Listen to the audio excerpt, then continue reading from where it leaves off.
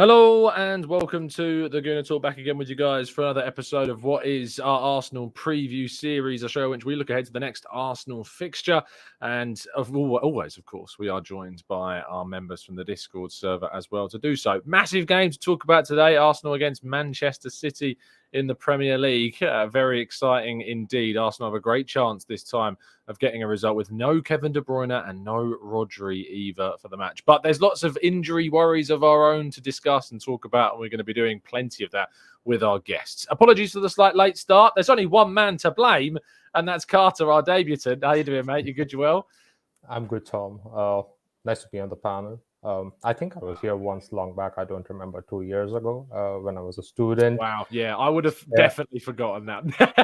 I mean, come on. I was a student starting off the pandemic. I just wanted to take my mind off. I had subscribed to you because I had spare €6 to give for 2 months.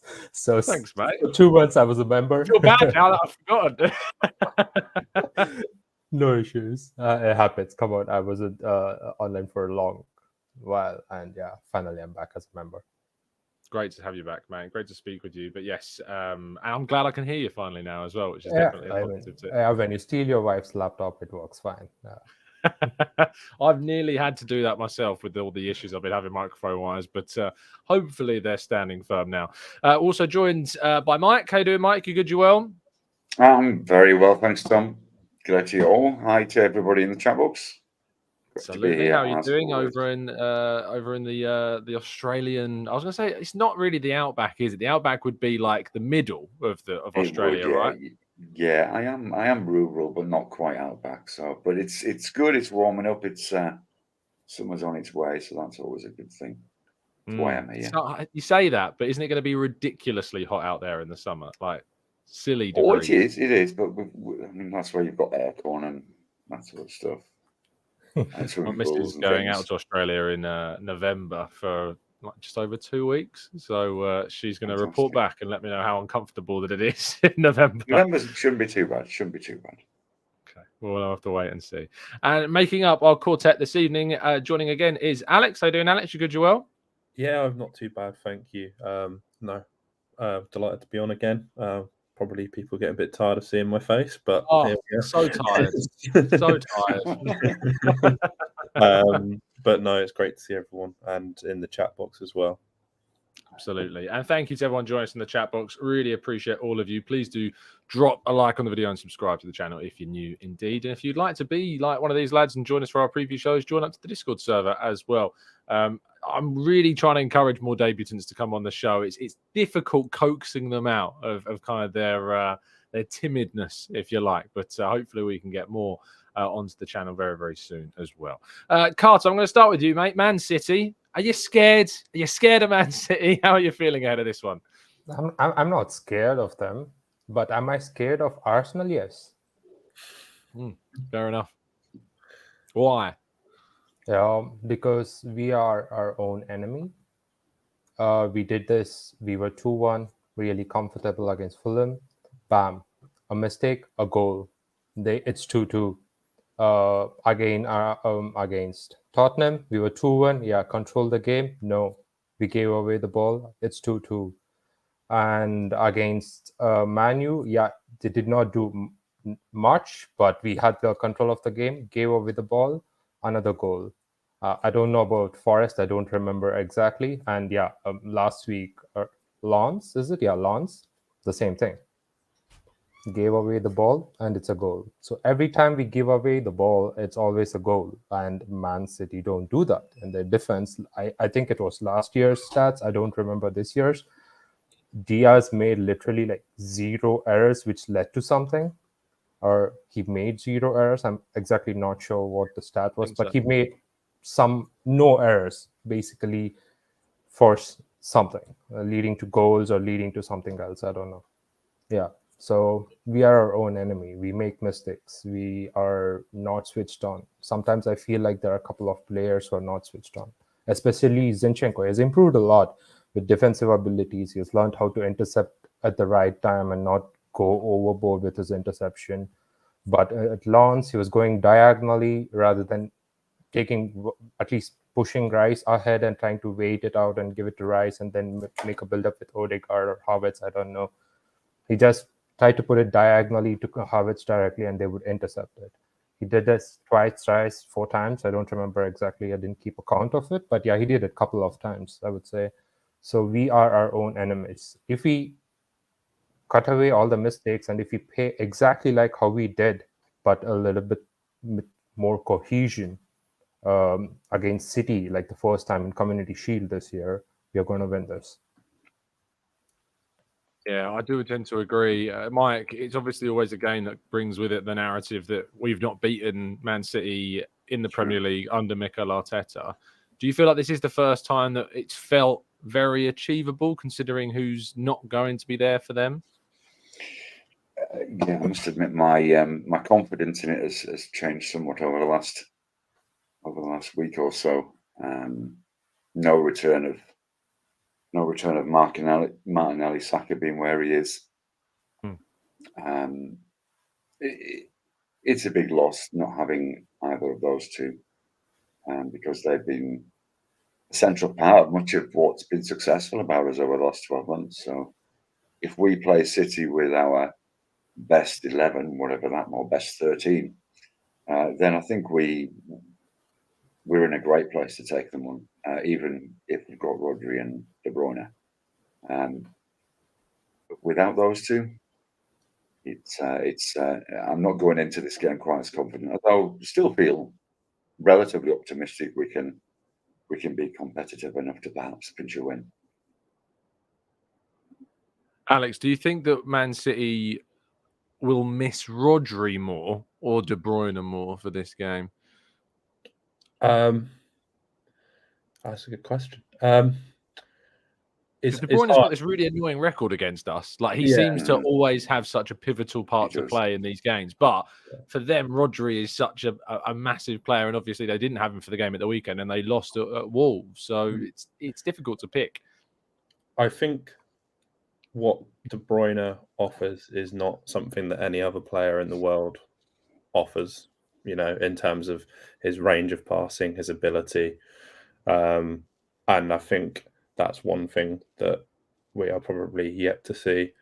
De Bruyne and Haaland both in their complete prime together at exactly the same time, which is something I'm quite scared of when it comes to it.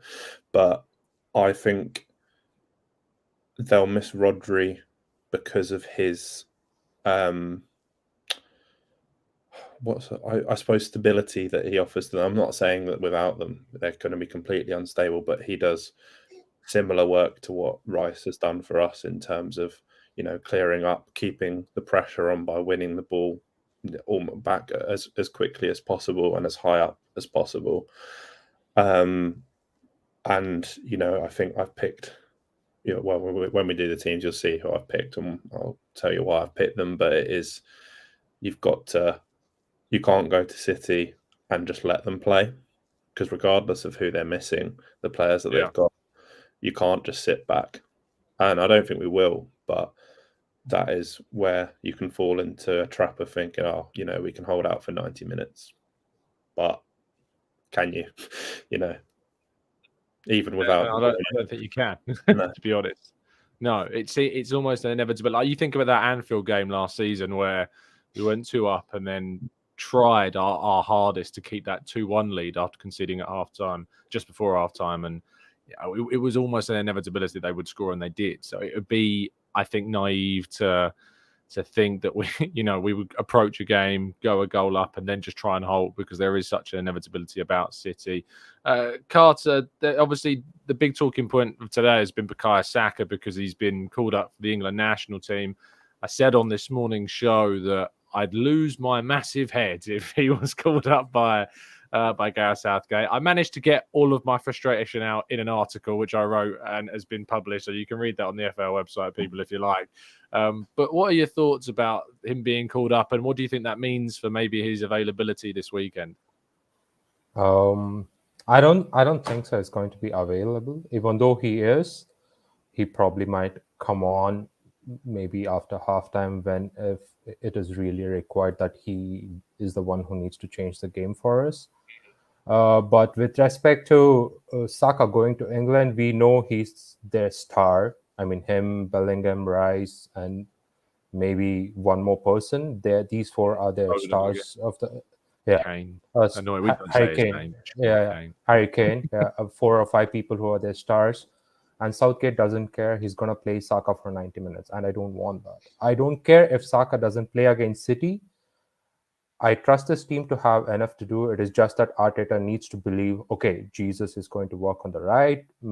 Reece is going to work on the left. It's just an example. I mean, somebody else is going to step up for us and help us to win this game, because Man City themselves are missing 2 important key players like KDB and De Bruyne. I mean, they literally every time they come to our place, they school us, and they're the 2 who are involved in almost most of the goals they score against us. It's been, even though when the 4-1, I guess, we lost last time at Etihad, that was also, they were the ones who were involved in almost every build-up and every phase of the game when they beat us. So they are a huge mess. Without them too, I think we can do without Saka. He adds a lot, but like, we can have Jesus on the right who can cause a lot of chaos, hold the ball for a longer period rather than Vieira, who cannot hold the ball like how Jesus does, right? He doesn't have the ability to just carry the ball at the defender. Jesus can do that. So I think even if Saka is fit, he should just be on the bench and he should not come on, and they should say no, he's not fit, and not send him to international break. I think that is more important, because City is one game. Yes, winning it gives us confidence. Yes, but Saka is a player who we need till the end of the season, not just for the City game. So I would take that off. That would be my trade-off. Mike, is there a hypocrisy in wanting Saka to play on Sunday and be annoyed that he's been called up to the England squad? Is there a hypocrisy there? He's our player.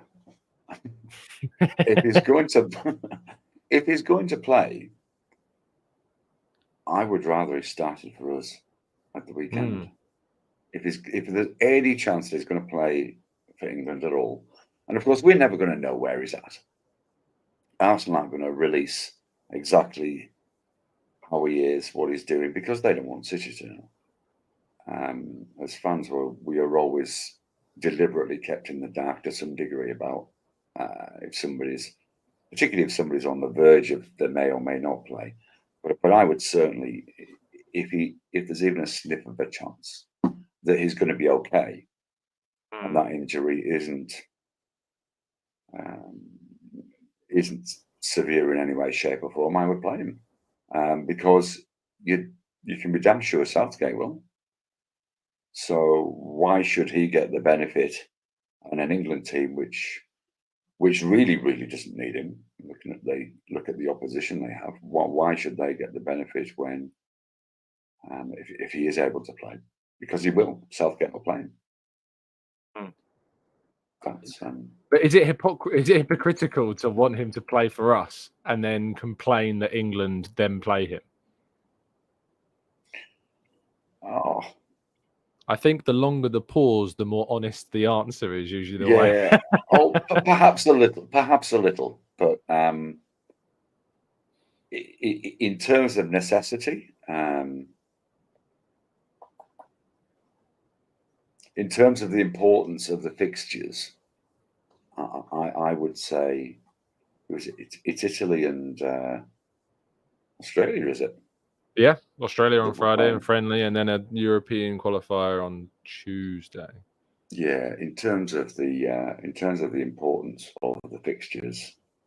Well, if he played against Australia, that's a joke, right? That has to be a joke. It's that would be ridiculous beyond, ridiculous in the extreme.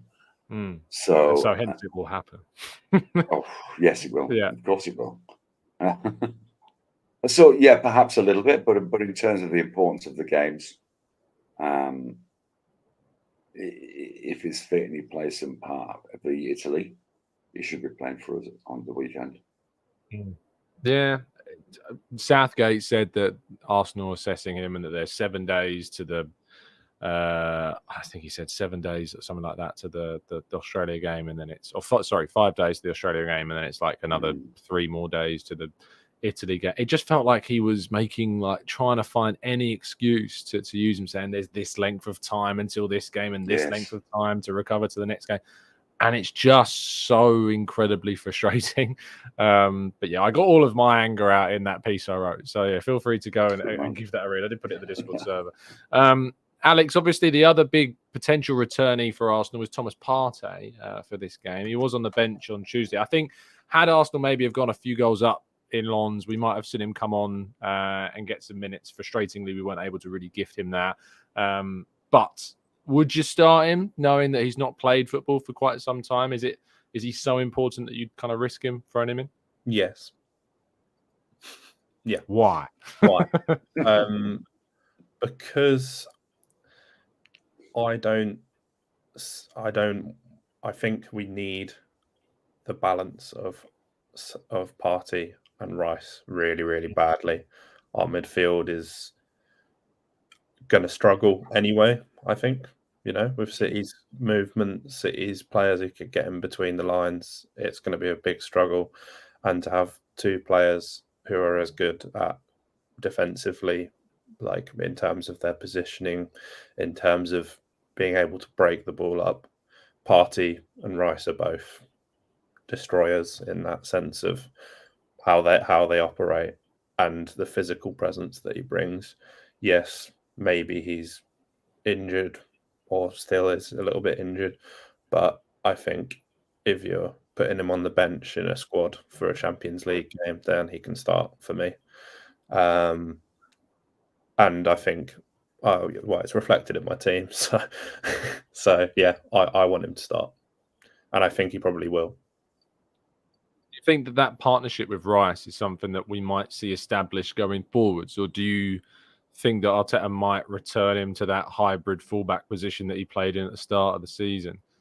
I think that Arteta will return him to the hybrid fullback position, but I don't want him to return to the hybrid fullback position.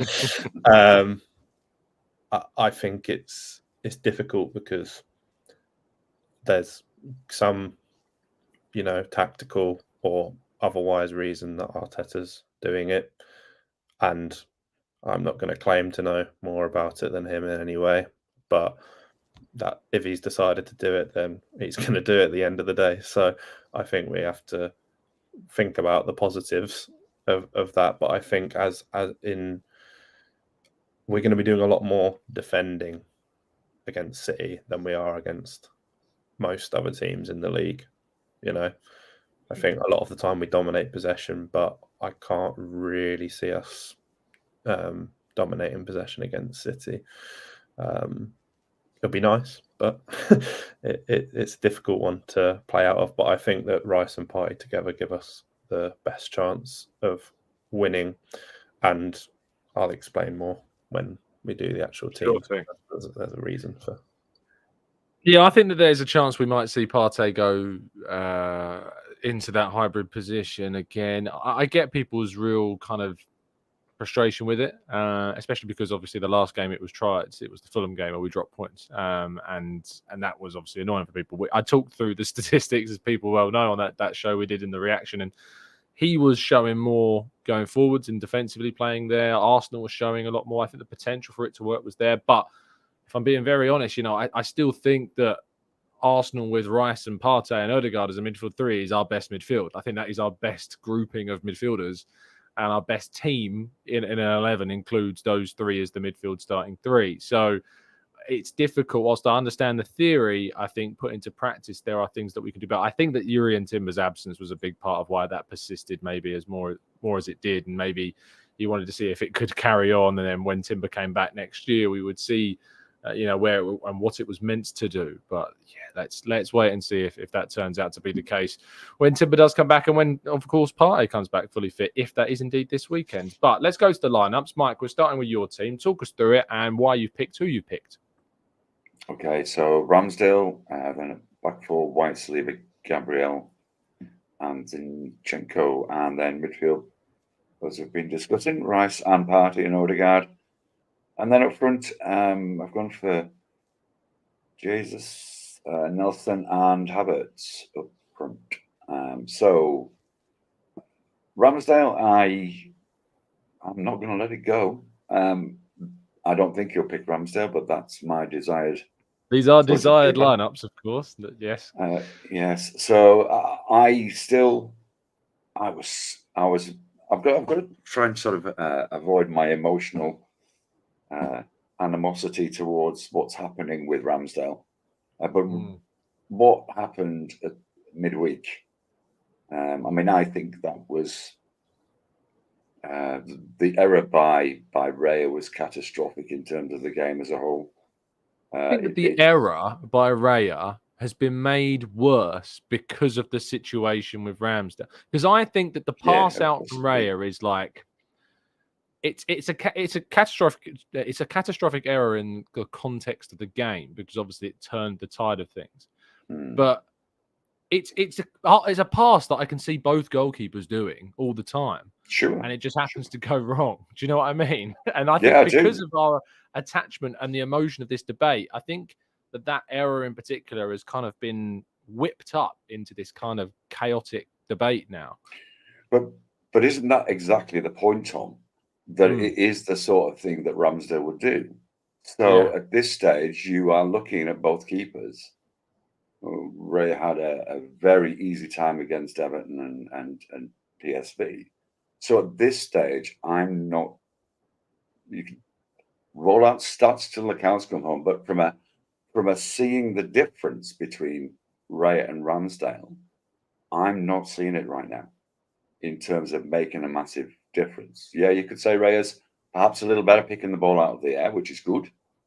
And I'm certainly not saying Ray is not a good keeper. He's excellent. But in terms of, I think Ramsdale brings something different from a mentality point of view, from a raising the crowd point of view, and at this stage, on game day, I don't think we've seen anything from Raya that says he's markedly better than Ramsdale. So that's why I've left Ramsdale in. I don't think for one moment that he'll start, as much as I would like to see it. I guess we've talked about the Rice Partey midfield. I think allowing Rice, the stability that gives is unquestionable if Partey is in any way fit.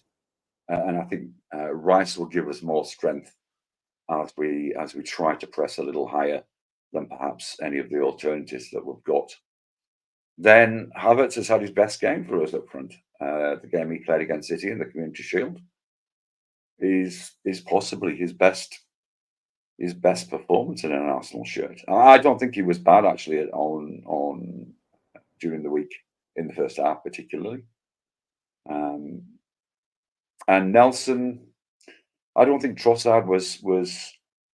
It's difficult to judge that game because everybody was a little off the pace, but Trossard particularly didn't.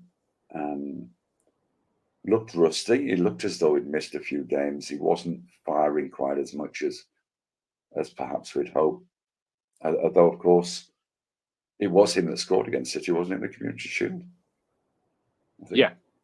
And he came off the bench and did a great job, as he's done so often. So I would have Jorginho stand by for Partey after 60 minutes, and likewise maybe Trossard for Nelson. So that's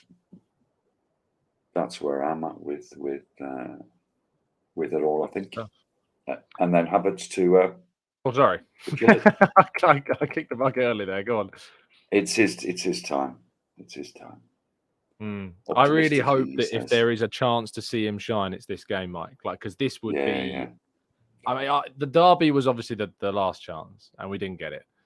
If he did something in this game, Champions League final comes back to me. He scored against City for Chelsea in that Champions League final. Have a moment like that for Arsenal, and my goodness me, you have elevated yourself into quite some category indeed. But no, on top of Bournemouth, where he got a little bit of love, that would start to repair some of the, maybe a little bit, some of the the animosity towards him, perhaps. Alex, talk us through it, mate. So it's interesting. So Rice and Party, it was. I noticed Rice and Rice is on there, but so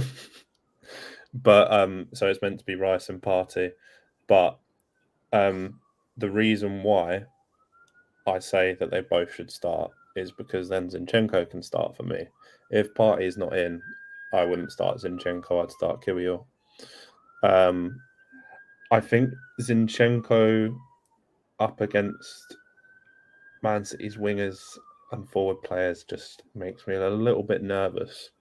Not because I don't think he's good. What he offers outside of the defensive side of it is so good in terms of the box that he can create within the midfield, in build up, in retention. So I think that's my sort of reasoning behind that.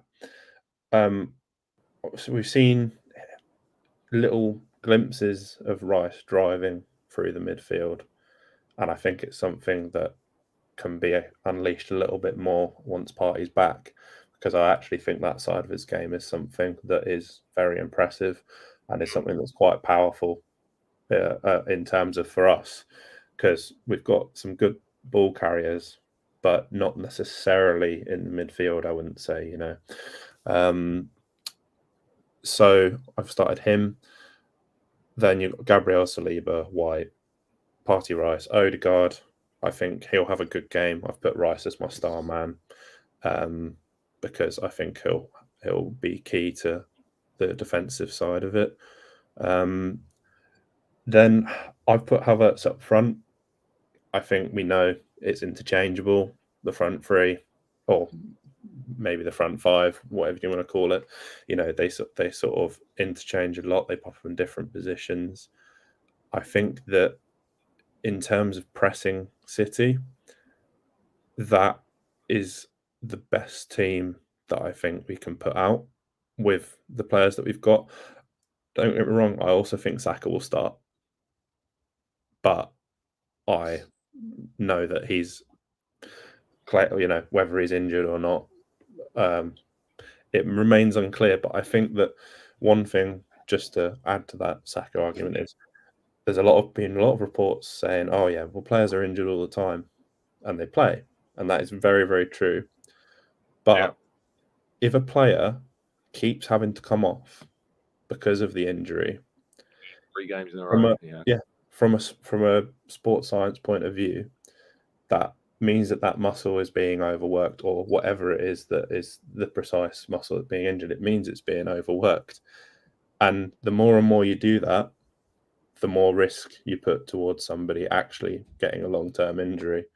So I get the point of, players have, a fractured toe, or they have this or they have that, you play on, but muscular things are not the same as broken bones. You can strap up a finger if you break a finger, but I think it's difficult for me. But that's sort of my rationale for that. Is I think we need to press City, because I don't think we can afford to sit off. Yeah, the way in which we approach the Community Shield game is the way in which I kind of want to see it be combated this time. And they don't have Rodri, obviously, this time either, which is going to create a lot more openings and opportunities, I think, for us to play. I think Havertz's off the ball work is really good. That's the strongest part of his game so far for us. I want it to be other things, but it has been the strongest part of his game for us. Jesus, Trossard, the energy that they'll give you, the technical ability they'll give you, that's going to be really, really key as well. Have I got a robot issue? Just your mic's going, a little bit, Tom.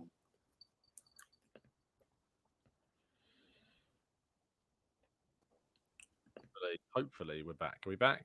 Yeah, that's better. Yep, all good. Things we did solve that problem, people. So, it's gonna be we're gonna get rid of Dell is what we're gonna do. We're gonna get rid of Dell because Dell can do one. So we're gonna be moving on to other things. Let's go to Carter then. Carter, mate, talk us through your team, fella. It's fairly simple. Go as defensive as possible. This is Arsenal's low block, having Tomiyasu, Gabriel, Saliba, and White. I would say I wanted Smith Rowe there. Let me just talk about the midfield. The most important thing why I wanted Smith Rowe is, and he's the only one in our current midfield, including Vieira, Odegaard, and if you add Trossard in there, he's the only player in our midfield who can drive with the ball. We don't have any midfielders. Yes, Rice goes, but he's not a creative player. He's more of a defensive mid player. There's no creative players in our midfield who drive with the ball, and it's only Emil Smith Rowe who is capable of doing it. And having Smith Rowe and Odegaard, this is a nice chance to like move them to as right center mid and left center mid if required. Like they can exchange with each other, and that is one of the biggest thing for me. And also Smith Rowe takes shots. It doesn't matter where it is. If he finds some space, he takes shots, and that is our biggest issue. We always try to, most of the time, we always try to walk the ball into the net, and it's not working for us. And this season, statistically looking at so many things, they have not really created as many chances. And even the clear-cut chances which are created, they're not taking those chances. That means we need to create more chances, take more shots. It doesn't matter, take a risk, hoof the ball, like just shoot the ball towards the net. Like if it goes, it goes. If it doesn't, then build again. So that's why I want Smith Rowe there, and that's one of the most important thing. And he looks like he wants it. He was very upset that he did not score against Bournemouth. Yeah, one goal he should have done better. Yes, the second one was a really good save by the keeper, but he was really upset. That means he wants to do more, and why not give Emil Smith Rowe a chance there? And let's see if he can do something. If it doesn't work with him, and of course we can go back and bring Partey and like probably take out Tomiyasu in the halftime and bring Zinchenko in there so that we have that inverted like overload in our midfield, which we always look to do. But I don't really feel like we do need overload in our midfield because Man City are currently missing De Bruyne and Rodri. So we can actually, having the three midfield which we have, we can actually create some trouble for them because we can exploit their midfield. And that's the whole reason I want Smith Rowe and Odegaard in the midfield, because they are more creative players. Smith Rowe can drive, Odegaard can pass. He's a really good passer in close spaces. So that's the whole point of having those three as the midfield. And Trossard always, like whenever he's back from injury, the first game he doesn't look good. Second game he picks up. It's something about him. Trossard is always consistent, and he's the most potent striker of the ball, according to me, at Arsenal currently, because he always knows how to find a goal.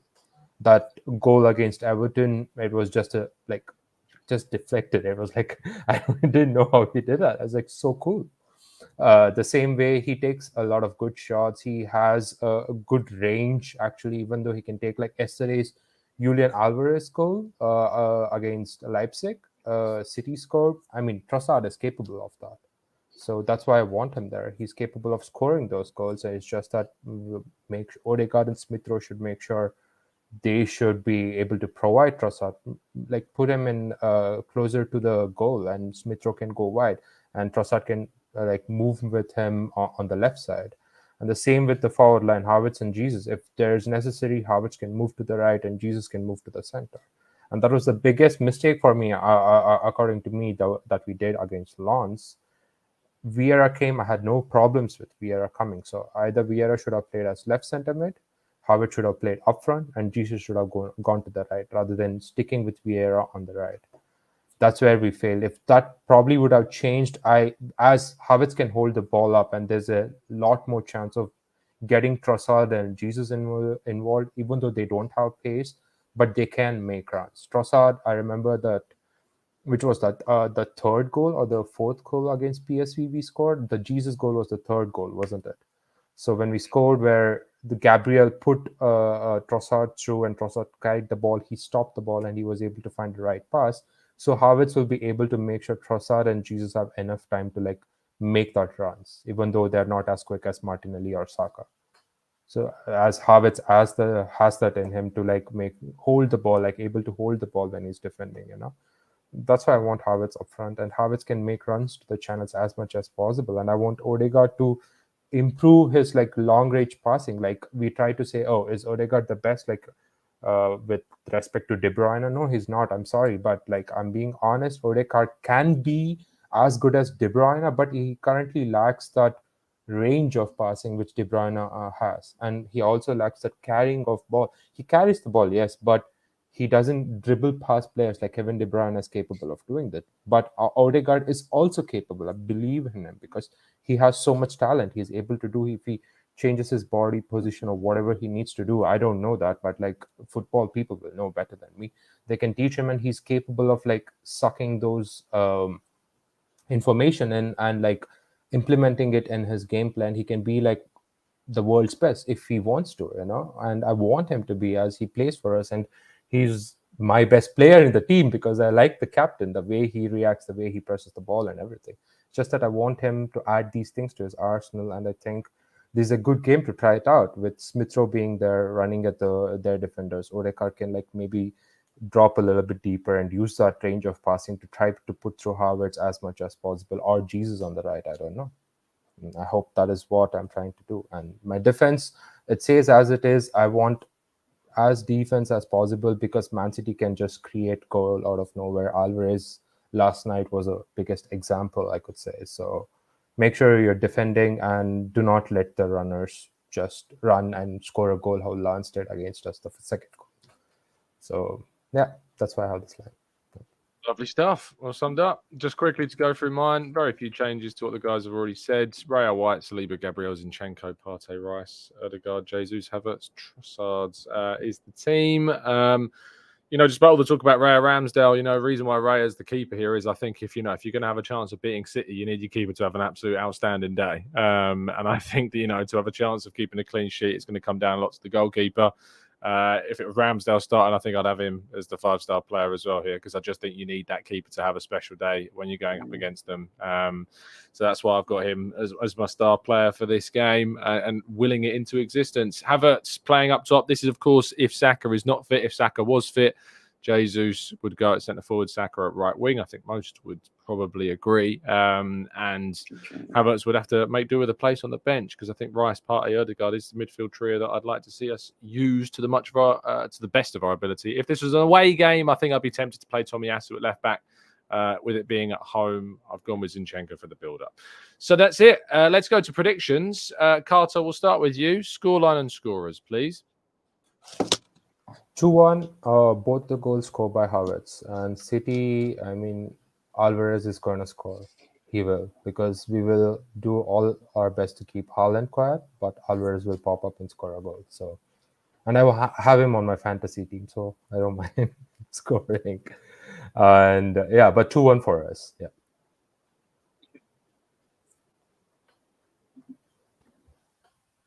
Mike, are you there? Have we lost Mike? Oh, sorry. Oh, he's there. Oh, okay. I'm going 3-1. I think that we'll see Havertz get one. We'll see Odegaard get one, and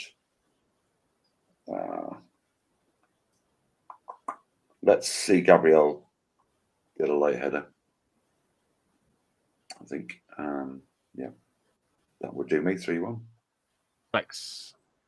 I'm going to go with 3-2 to us, and I think that I think it'll be a last-minute winner from Declan Rice. Love it. Manchester clubs just hating Declan Rice. This. And then I think that Jesus will score, and William Saliba, a left-footed sweep from outside the box like he did at Bournemouth. That's what we hope for. That'd be great. And I'm going to go for a 2-1 Arsenal win. I'd be shocked if we get to clean sheet. But it might happen. It'd be a great game to see it happen. But I'll go for 2-1. Ben White screamer, of course, and Gabriel Jesus to get a goal. It's just quieten down the haters a little bit. It'd be great to see that. So yeah, Gabriel Jesus and Ben White with the goals. Let's see what the people in the chat box are saying. Alpha Dan's going for a 3-2 Arsenal win. AJ says 1-1. Rand says 5-0 City. Reverse psychology, though. NSW says 3-1 City. Noah says 3-2 Arsenal. Havertz, brace, Trossard banger from outside the box. Thomas says 2-0 Havertz and Jesus. Alex is going for a 2-2 draw. Burns going for a 2-1. Arsenal would love to see it. Realistically, it could be the other way around or a 1-1 though. Amira says 3-2 for comeback FC. Saka, Havertz, and that Japanese guy, which is obviously the alluding to what Guardiola said about Hee-Chan Hwang, just that Korean guy. Not exactly the best wording Pep could have used, was it? Temi 3-1 defeat. Sadly, Brad says 2-2. Harry's going for a 3-1 to Oilchester. Zungtar's going for a 3-0 Trossard Jesus celebration. And Erdegaard's, I'd love to see that as well. And Drew's going for a 14-0 to the Arsenal, a Ramsdale rampage with all the goals. I mean, what a turn up for the books that would be. But thank you to everyone that's tuned in and listened to today's preview show. Carter, thank you for your time, mate. Much appreciate jumping on. Thank you. It was nice jumping on after a long time. Nice meeting you guys. Let's complain now if something goes wrong on Discord more. Yeah. See you. Mike, thank you once again. Thank you for joining me. Pleasure and a privilege, Tom. Thanks once again for having me on board. And let's hope for a happy Sunday, hey? Very much so. And Alex, thank you as always for jumping on. That's okay. No, enjoyed it again. And hopefully we can get some more debutants on so people don't have to keep seeing me. We don't say it like that. It's fine. We enjoy having you on the show, Alex. But if you would like to join us for one of our preview shows, you can join up as a member and therefore join the Discord server. If you're an expert member or a TGT ambassador, you can join that Discord and join in with the conversation that goes on every single day, 24/7. And I think it's great for, as I say, for people that are based out in places where maybe they've not got a load of mates locally that are into Arsenal and stuff like that they can talk to Arsenal about. Or like watch the games and talk about the games with. So yeah, it's really good for that sort of thing. So I'd recommend it for that. But all the link for that is down in today's description. I'll be back tomorrow morning at 8 a.m. to give you all the updates on Arsenal's last 24 hours, including probably a Saka rant or two. But thank you for listening. And as always, up the Arsenal.